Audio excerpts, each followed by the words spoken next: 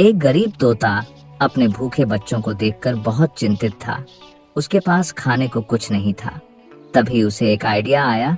उसने अपने घर के पास अमरूद का एक छोटा पौधा लगा दिया। कुछ दिनों में पौधा बड़ा हुआ और उस पर हरे हरे अमरूद आने लगे। तोता खुशी से बच्चों को मीठे अमरूद खिलाने लगा। उसके बच्चे भी खिलखिलाकर खुश हो गए। लेकिन एक दिन एक लकड़हारा आया और उसने अमरूद का पेड़ काट दिया। पेड़ गिरते ही तोता बहुत दुखी हो गया और रोते हुए कहने लगा, आप लोगों ने अभी तक मेरा चैनल सब्सक्राइब नहीं किया है।